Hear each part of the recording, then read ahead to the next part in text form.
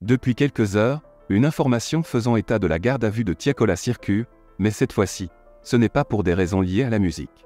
En effet, l'artiste a été placé en garde à vue à la suite d'une course-poursuite. L'année 2022 a marqué la consécration pour Tiakola, validée même par Drake après une collaboration avec Dave. Malgré ce succès, sa nomination dans la catégorie Révélation de l'année aux Victoires de la musique n'a pas abouti à une victoire. Tiakola, accompagné d'un ami et de son manager, a été placé en garde à vue durant la nuit du jeudi 16 au vendredi 17 novembre 2023, au commissariat de Noisy-le-Grand. Avant l'incident dramatique qui a conduit à sa garde à vue, Tiakola avait livré une performance exceptionnelle lors du concert de Gazo à Bercy.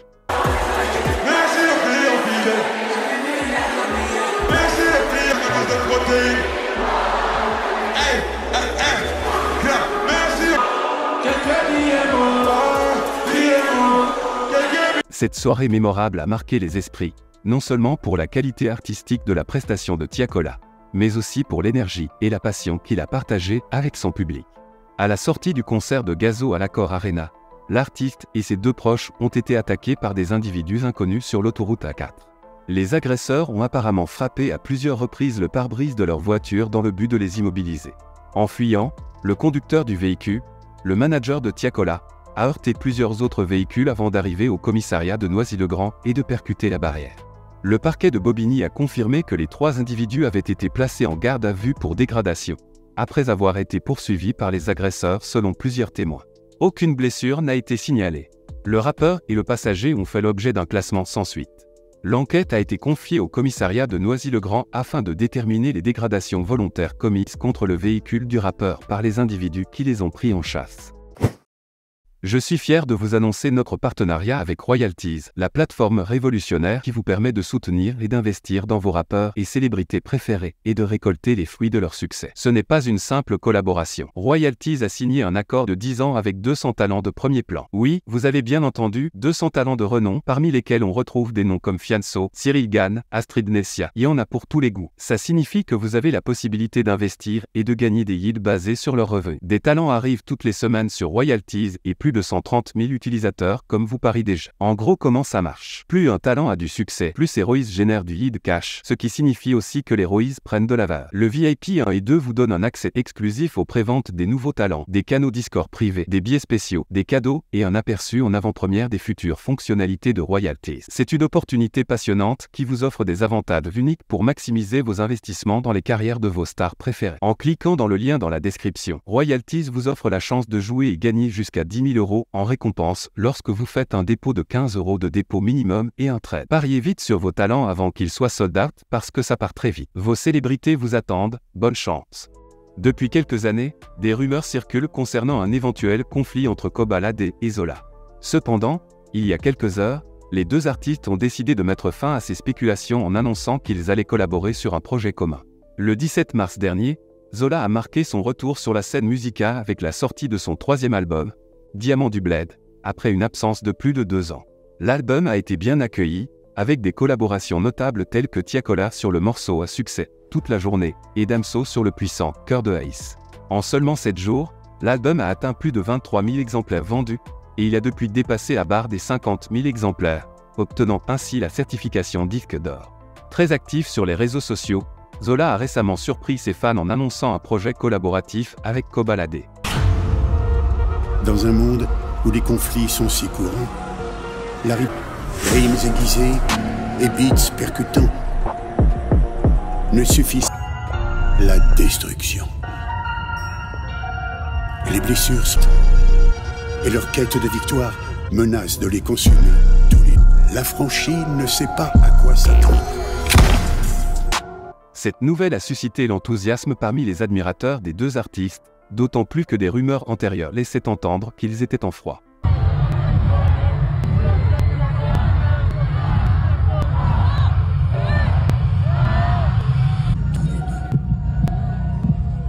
Et si le destin était venu, un jour reste le passé.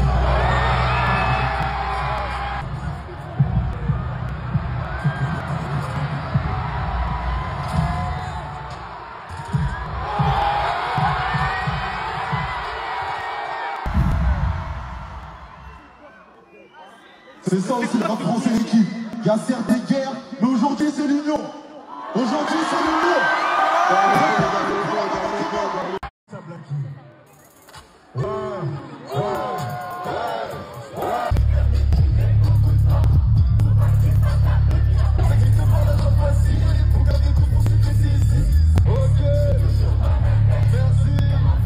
Bah les gars, à ce moment-là, j'ai reçu un DM, un seul. Et j'étais surpris que j'en ai reçu qu'un seul qui a dit, mais je comprends pas, à la base, comment tu t'es retrouvé en studio avec Koba? À la base, tu bosses avec Zola. Et oui, ça avait spam Zola sur le chat, mais ça avait pas interloqué plus que ça. Mais je vous dis la vérité, à ce moment-là, j'ai un peu sué. Et vous savez quoi? L'anecdote, c'est que la semaine d'après, je suis avec Koba. Et je lui dis, mais tu sais que t'as fait une dinguerie. Il me dit, de quoi mon ref? Qu'est-ce qu'il y a mon ref? Je lui dis, mais frérot, quand tu parles de FIFA là, et là il explose de rire, il saute dans le studio. Il me dit, ah, je suis trop con. Il commence à crier, hey, je voulais mourir, j'étais mort de rire. Je dis, mais tu sais heureusement que c'est passé entre les mailles du filet. Hey, il était mort de rire, Koba. Il me dit, non, mais tu connais mon ref, t'as vu? Moi, t'as vu, j'étais gagné à FIFA. Hey, il était, j'en pouvais plus. J'ai regardé, je me disais que j'avais plus de force. Oui, j'étais au courant depuis longtemps, à peu près 6 mois. On me dit que ils se reparlent et qu'ils vont arriver et qu'ils veulent faire un projet en commun. Donc moi, quand je l'entends, j'y crois pas. J'y crois pas, mais genre j'y crois pas. Je me dis c'est impossible parce qu'en fait il y a beaucoup de choses dont vous n'êtes pas au courant, tu vois, sur leur brouille, etc. Des trucs hors caméra. Moi dans ma tête c'était genre impossible. Et je me suis dit bon, ok, je vois ça en parle, dans un secret professionnel hardcore, mais vraiment dans un secret abusé. En vrai, on était peut-être 15 dans Paris à le savoir. Et jusqu'au jour où on me dit, et là vous allez vous en rappeler pour ceux qui suivent mes lives, jusqu'au jour où on me dit bon bah voilà les frères, séminaire Zola Kobalade en Espagne. Et si vous vous rappelez bien, c'était peu de temps après le se bâton. Et donc voilà, c'était à ce moment-là. C'est à ce moment-là où ça a commencé. Et c'est à ce moment-là où j'ai vu les deux dans la même pièce. Et quand il y avait les deux dans la même pièce, j'étais en mode. Hey, mais d'ailleurs, carrément, encore, il a fait une blague. Il a regardé, il a dit, voilà, vous deux vraiment. Après, les deux, ils sont morts de rire. Je dis ah ouais, hein. Depuis longtemps on voulait le faire parce qu'en fait, par contre, anecdote, nous on voulait le faire en 2019 en fait, 2019-2020, ce projet en commun, de base, parce que voilà, au bout d'un moment, la guerre c'est bien pour le buzz, mais la guerre ça rapporte pas d'argent, donc on s'était dit vas-y, autant que ce soit un projet où ce soit cool, tu vois. Et ça, bref, le truc ne s'est pas fait. Bah, voilà, je pense que c'était absolument pas le moment. Et du coup, là, ça s'est matérialisé. Et voilà, on est sur. C'est très avancé. Je peux pas vraiment vous dire où ça en est. Ça se trouve, je vous parle. Voilà, comme ça, vous le sachez. Ça se trouve, je vous parle, le projet est fini. Ça se trouve, je vous parle, il est sur la fin. Tout ce que je peux vous dire, c'est qu'on n'est pas du tout au début. Voilà, si ça... Il y a un peu plus de 2 ans, au cours d'une interview, Kobalade avait abordé ses collaborations et ses relations avec d'autres rappeurs, y compris sa relation avec Zola. À l'époque, il avait déclaré j'ai une question pour toi. Est-ce que tu penses un jour l'embrouille avec Zola, elle va se régler? Bon, vas-y. En vrai, il n'y a pas d'embrouille, mais on va jamais se calculer. En tout cas, moi, personnellement, après... L'artiste du 91 avait répondu de manière assez virulente. Ta grand-mère, toi. Depuis que je me dis quartier, je vois trop de fous, ma c'est quartier. Hey, je comprends pas le buzz de ce négro, j'écoute pas son album éclaté. Je suis dans une fusion, pas dans un phase 2. Où fait ta face, là, j'ai devenu mes fistons. Cependant, au cours des derniers mois, les internautes ont commencé à se demander si les deux rappeurs n'avaient pas enterré la hache de guerre. Tout a commencé par une story de Zola sur Instagram, où il avait partagé une vidéo d'un morceau de Kobalade. Aujourd'hui, les deux artistes prévoient de sortir plusieurs titres ensemble. C'est ça aussi le rap français. Il y a des guerres, mais aujourd'hui c'est l'union. Et préparez-vous parce que ça va être chaud. Depuis quelques mois, Une querelle oppose Sadek et Booba sur les réseaux sociaux. Bien qu'ayant laissé son rival s'exprimer pendant un certain temps, le rappeur du 93 semble désormais déterminé à régler leurs différends au travers d'un débat. Sadek aurait-il trouvé la solution pour mettre fin à ce conflit avec Booba? Sur son compte X, l'artiste du 93 a sollicité un débat avec son ennemi et a même proposé une somme conséquente d'argent pour obtenir son accord. Bonjour à tous. Je propose 500 000 € à Iliafa dit Booba pour venir débattre avec moi sur ma nouvelle chaîne YouTube spécialisée dans les podcasts live, pas comme moi, lors de sa venue à Dubaï. 250 000 € à la signature, 250 000 € après l'enregistrement. Quelques instants plus tard, Sadek a ajouté ce message. Sache qu'aux Émirats, un engagement clair sur les réseaux sociaux a une valeur de contrat. Je pense avoir été très clair. Je suis prêt à négocier à la hausse. Veux-tu le faire ou non? Face aux sceptiques qui doutent de sa capacité à verser 500 000 € à son rival, Sadek a répondu. Si vous pensez vraiment que je n'ai pas 500K à mettre pour humilier Iliafa, sans haine ni violence, alors mettez-lui la pression pour qu'il accepte, et vous verrez la suite par vous-même. Booba, tu es bien silencieux en ce moment? Un appel t'a-t-il fait comprendre les choses? L'artiste a adressé un message à Booba, affirmant qu'il est sobre et conscient de ses actes. Ah, je voulais clarifier la situation. Parce que c'est vrai que je me suis rendu compte qu'il est 4h30 chez vous, 7h30 chez nous. Donc là, je sors du sport, je vais au petit déjeuner. Et je voulais savoir, Ellie, tu les veux comment tes œufs? Coulants, durs ou bien enterrés dans le sable? 500 000 €, ça ne se refuse pas. Je sais ce que tu fais pour beaucoup moins. Donc si tu veux débattre, sans haine ni violence, je suis ton homme. Un homme, un vrai. Sans haine ni violence. Parlons et ne bégaye pas. Ne regarde pas tes chaussures. Yafa. L'idée du débat demeure dans l'esprit du rappeur, qui attend une réponse de son rival. Un peu plus tôt dans la journée, Sadek a réagi aux publications de Booba concernant l'influenceuse Poupette, dont le compte Snapchat a été suspendu. Bien que Sadek ne tolère pas certains comportements, il a exprimé son désaccord avec la stratégie de dénonciation publique de Booba, affirmant « Dénoncer égale poucave, c'est bien que tu te dévoiles. Me permets-tu de dénoncer moi aussi à quel point tu es un dénonciateur? Donc une poucave, dénonce man. » Après plus d'un mois d'échanges musclés sur les réseaux sociaux, Dadju et Taïk ont finalement levé le voile sur le secret qui se cachait derrière leur clash. Un projet commun.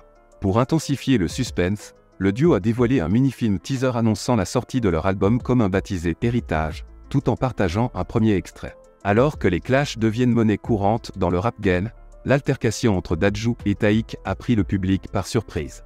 Tout a débuté début octobre lorsque l'interprète de Le Temps a lancé une pique en direction du frère de Gims sur Instagram, déclarant « Utilise les termes « prince » ou « gentleman » autant que tu le voudras pour te définir. Mais ici, on connaît ton vrai visage, l'humain me répugne. » Dadju, ne se laissant pas intimider, a riposté à plusieurs reprises en balançant des dossiers sur Taïk et en s'en prenant même à Barack Adama. Après une série de provocations sur les réseaux sociaux, les deux artistes ont surpris tout le monde en supprimant toutes leurs publications et en adoptant la même biographie. Une manœuvre qui a semé la confusion parmi les internautes. En réalité, il s'agissait d'une fausse embrouille orchestrée pour annoncer leur projet commun. Ce mercredi 15 novembre, Dadju et Taïk ont dévoilé un mini-film. L'histoire commence avec un jeune garçon assistant à un enterrement. Un homme le prend sous son aile, le considérant désormais comme son fils. Ils incarnent en réalité deux frères, Terry et Danam, expliquant ainsi leur mystérieuse publication sur Instagram. Ensemble, les deux frères expriment leur soif de vengeance, s'en prenant à plusieurs individus. Taïk se repose pendant que Dadju rejoint sa compagne, mais se fait arrêter par les forces de l'ordre. Le policier, connaissant son père défunt, lui révèle que son géniteur a été retrouvé assassiné avec une inscription à côté de lui, faux frère. Il propose à Dadju de devenir un infiltré pour découvrir la vérité. Taïk confronte Dadju après avoir appris que leur père d'adoption serait responsable de la mort de son géniteur. Cette révélation, 20 ans après les faits, bouleverse cette famille recomposée qui se déchire désormais. À la fin du mini-film, les artistes dévoilent le premier extrait de leur projet commun intitulé « Makila Wable ». Héritage. Leur album est prévu pour le 16 février prochain. Il y a peu, Souffrance a levé le voile sur son dernier morceau intitulé « Vorace », où la collaboration avec Vald a attiré l'attention. Le couplet du rappeur du 93, qui marque son retour musical en 2023, a suscité des réactions vives de la part des internautes. En février 2022, Vald a marqué son retour avec l'album V, un projet riche en collaboration avec des artistes tels que Hamza, Le succès n'a pas tardé à frapper à la porte de l'artiste du 93, avec une certification disque de platine pour plus de 100 000 exemplaires vendus en quelques semaines seulement. Connu pour sa productivité, Vald a annoncé la sortie d'un nouvel opus à la fin de 2022, intitulé VV5. Ce projet, dévoilé sur la scène de l'Accor Arena à Bercy, compte pas moins de 13 titres inédits.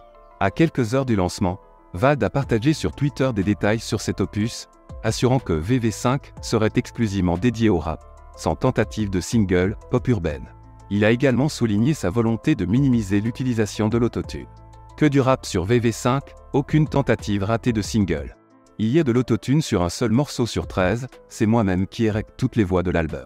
Au cœur de ce projet, un morceau a particulièrement captivé l'attention des fans, avec une phrase poignante de Vald, « Le cancer m'a dit de me dépêcher ». Pour clarifier les choses, l'artiste a pris la parole sur les réseaux sociaux pour expliquer qu'il ne souffrait pas de cancer, mais plutôt que nous sommes tous invités à profiter de la vie avant que la maladie ne nous frappe. J'ai pas de cancer les gars, pas à ce que je sache en tout cas. On est tous sommés de se dépêcher de profiter avant que le cancer nous tombe dessus. Le rappeur d'Aulnay-sous-Bois, plutôt discret sur le plan musical ces derniers temps, a fait son retour le 10 novembre 2023 avec une collaboration inattendue. Souffrance a invité Vald à participer à son titre « Vorace », un morceau de 3 minutes qui a secoué les réseaux sociaux. Tous les jours de l'année, moi je les baisse, condamné à être le best. Entre c'est le feu, autour y'a le son des guitares, comme chez les Ziganes. On n'arrivera pas jusque l'hôpital. En bas, tout le monde flotte, flop de l'influenceur au nom de je suis l'alien et le prédateur. Mais qui a bloqué l'élévateur? Tu peux le faire sans piston, c'est juste un peu plus dur. Ne te nique pas tout seul, faut que tu penses au futur. Sur la plateforme X, anciennement Twitter, de nombreux commentaires ont salué la prestation de Vald dans ce featuring brut et efficace. Souffrance a partagé quelques coulisses de cette collaboration, révélant que l'instrumental lui évoquait Vald.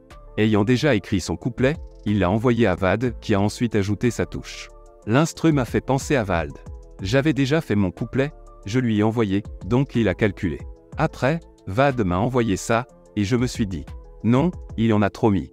Quand j'ai reçu le couplet, il m'a giflé. Je me suis pris une gifle. Ne manquez pas cette opportunité unique de soutenir vos célébrités préférées et de maximiser vos gains en investissant sur Royalties.